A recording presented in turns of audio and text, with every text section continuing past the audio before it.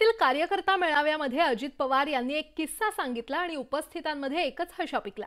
कार्यकर्त्यांनी अजितदादांना बैलगाडीवर बसवण्यासाठी आग्रह धरला होता आणि यावेळी अजित पवारांनी गमतीदार स्पष्टीकरण दिले। पाहुयात अजित पवार नेमकं काय म्हटलेत।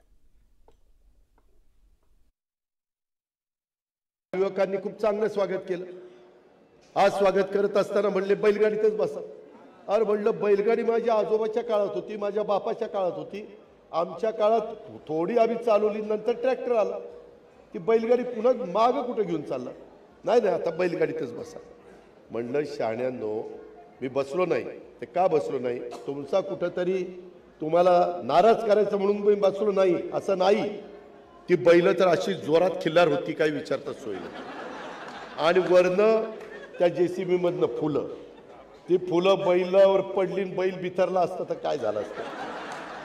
किंवा त्या रेटारेटीत ती बैलाच्या अंगावर कोणी गेलं असतं तर ते अजित पवार पण गेला असता आणि सगळं काहीतरी तिसरंच घडलं असतं आणि इथं श्रद्धांजली व्हावी लागली असती, कार्यक्रम रद्द करावा लागला असता। अरे बैल जोडी, बैलाची जिथं शर्यत आहे तिथंच चांगली दिसते, तिथं झर